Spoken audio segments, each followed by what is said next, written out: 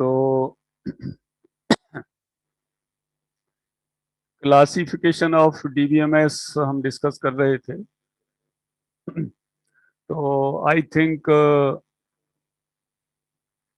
Tier architecture हमने discuss करी थी। टू टायर आर्किटेक्चर, जो फोर्थ पॉइंट था हमारा क्लासिफिकेशन का, वो ये था कि टायर आर्किटेक्चर। तो टायर आर्किटेक्चर में अ, हमारे पास क्या है कि तीन लेवल ऑफ टायर आर्किटेक्चर होते हैं। मैं स्क्रीन शेयर कर देता हूं।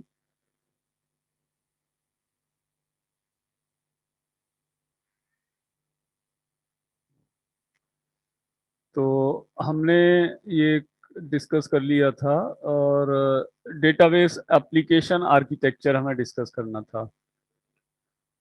तो जो टायर आर्किटेक्चर में है, बेसिकली हम तीन तरह से डेटाबेस को टायर आर्किटेक्चर में डिवाइड कर सकते हैं। और जो सिंगल टायर है, सिंगल टायर से कि बेसिकली जब हम एक सेम सिस्टम पर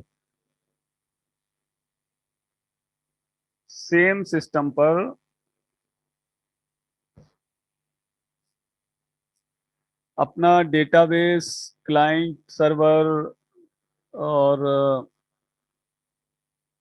एवरीथिंग एल्स जब हम सेम सिस्टम पर यूज करते हैं, तो उस केस को हम बोलते हैं सिंगल टायर आर्किटेक्चर।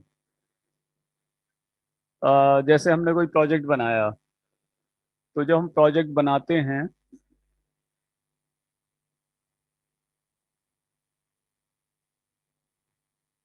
तो अपना एक ही कंप्यूटर होता है, एक ही लैपटॉप होता है। तो एक सिंगल डिवाइस पर, उसी पे हम चाहे तो क्लाइंट सर्वर बना लें या डेटाबेस सर्वर बना लें, या डेटाबेस उसी पे सेव होता है हमारा। तो वो हमारा सिंगल टायर आर्किटेक्चर है।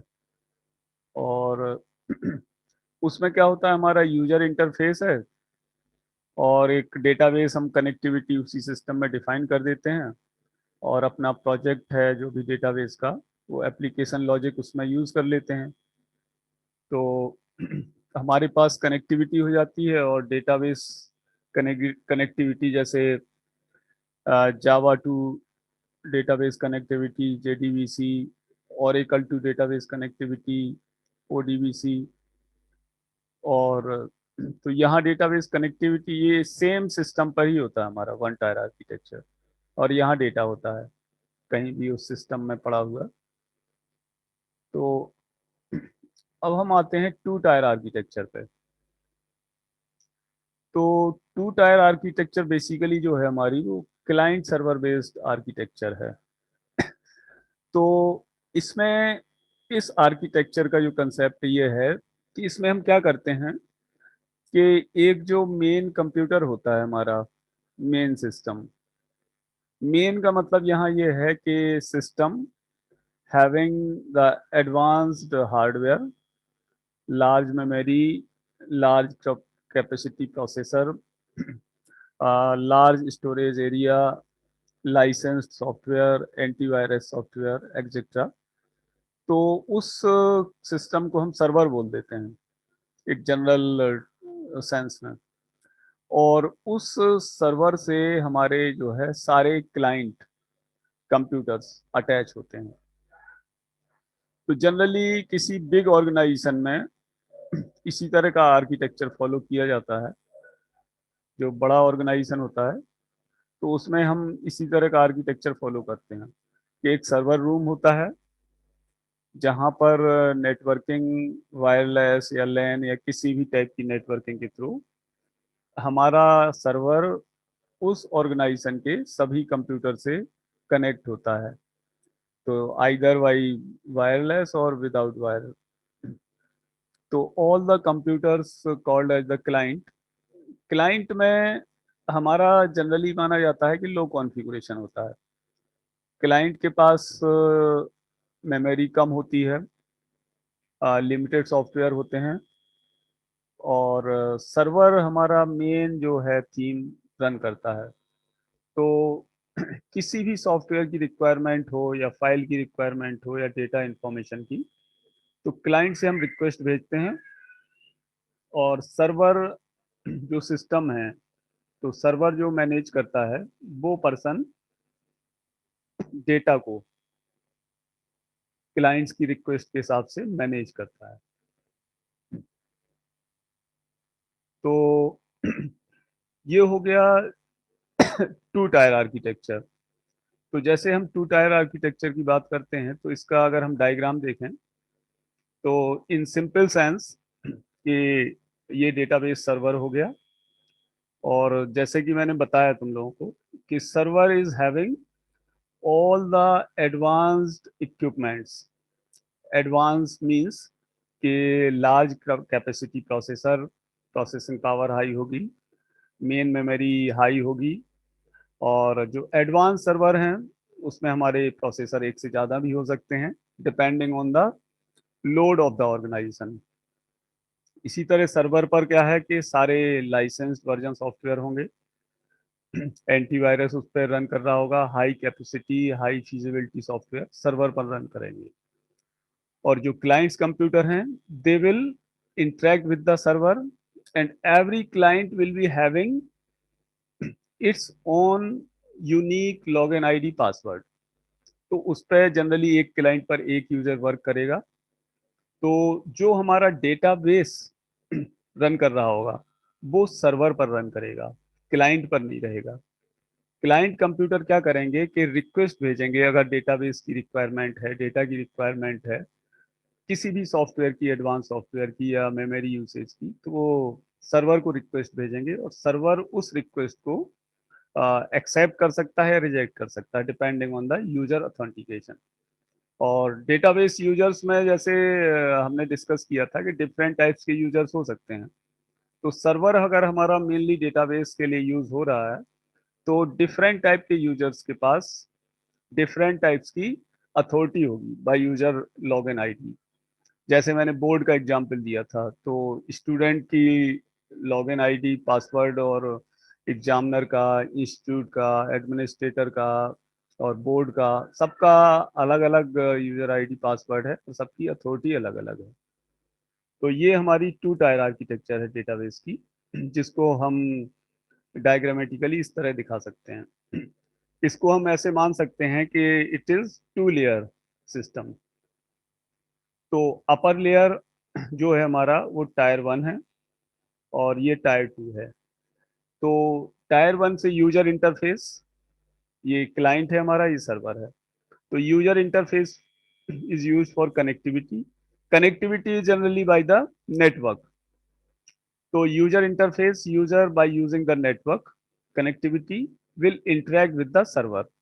तो क्लाइंट मैंने यहाँ एक दिखाया है, they can be many clients and server will be one.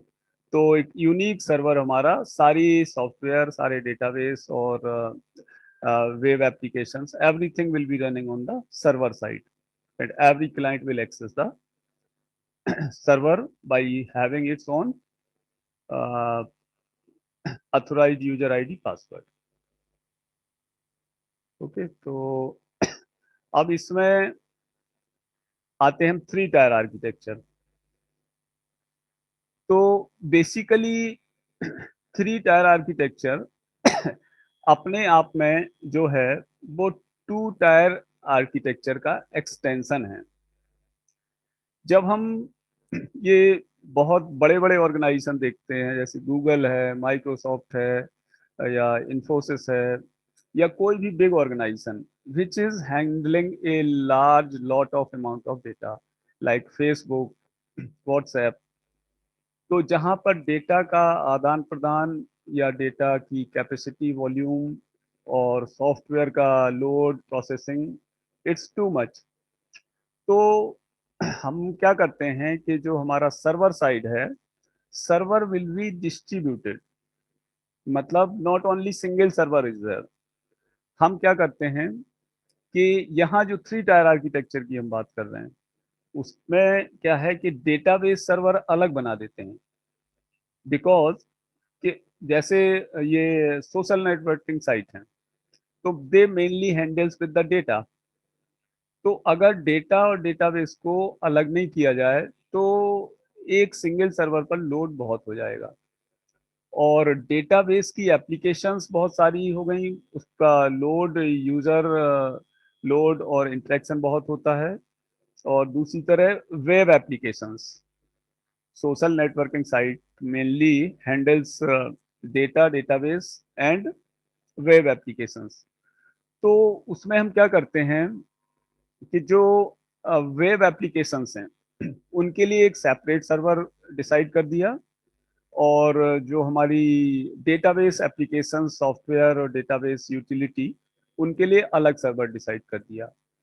तो जब यूजर ने रिक्वेस्ट भेजी तो यूजर तो क्लाइंट साइड पर होंगे। थ्री थ्री टायर में हमारा क्या हो गया कि एक तरफ सबसे लास्ट लेवल पे there will be the clients, and clients generally user, external users. तो यूजर्स और clients they will interact with the servers, web applications. Because जब तुम वहां एक्सेस करोगे सिस्टम को, तो पहले तो तुम वेब एप्लीकेशन से उनको एक्सेस करोगे, और वेब एप्लीकेशंस या डिफरेंट सॉफ्टवेयर्स या other kind of utility, they require the use of database. तो क्लाइंट से रिक्वेस्ट गई वेब एप्लीकेशंस पर, वेब सर्वर पर, और वेब सर्वर से वो रिक्वेस्ट हमारी ट्रांसफर होगी third level of architecture, database server पर। तो इस तरह की जो आर्किटेक्चर है वो है 3 टायर आर्किटेक्चर।